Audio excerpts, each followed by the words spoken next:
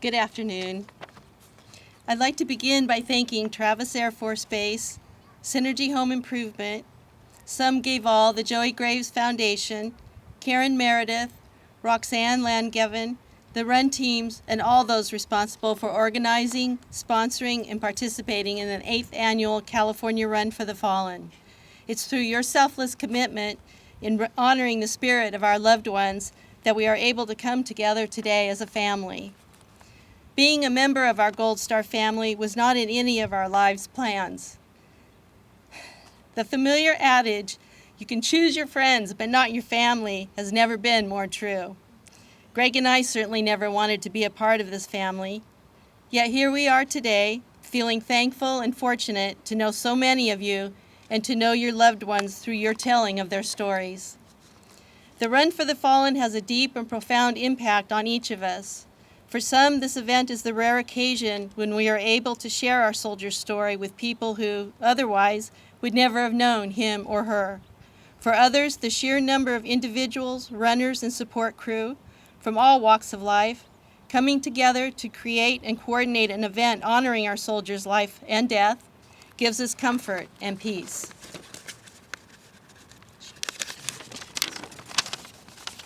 Our son Kyle was the typical all-American boy, a somewhat rebellious teenager who eventually concluded his parents were far wiser than he initially believed. He was an old soul who, from a young age, possessed an awareness of a world far bigger than his own neighborhood. Kyle died on October 21, 2009 in Afghanistan at the age of 22 when the Stryker he was driving rolled over an IED. On that fateful day, he was where he wanted to be, doing a job he believed was worth doing.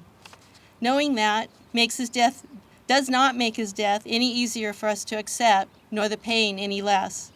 But it does make us proud because even though his life was short-lived, he answered the call to a higher purpose, a call which often goes unanswered.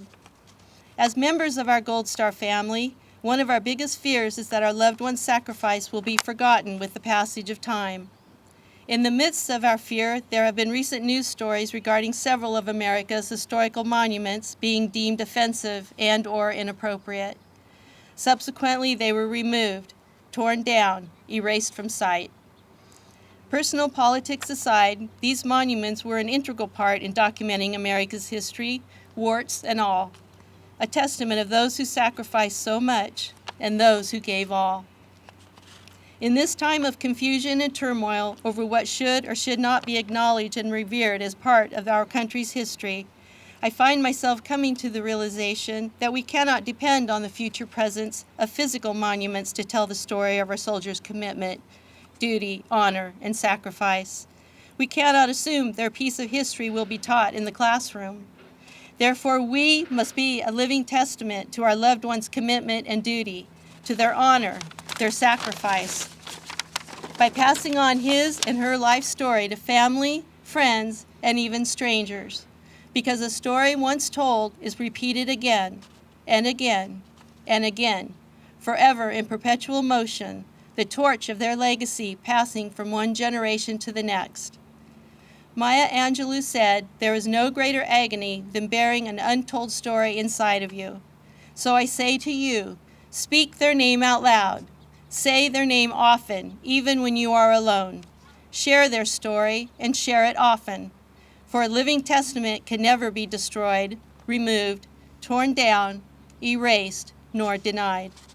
And when our time to leave this earth arrives, may we go in peace, knowing we have passed on the knowledge of our loved one's life and sacrifice to those who will, in turn, be living testaments of their having once walked this earth and having answered the call to a higher purpose. Thank you.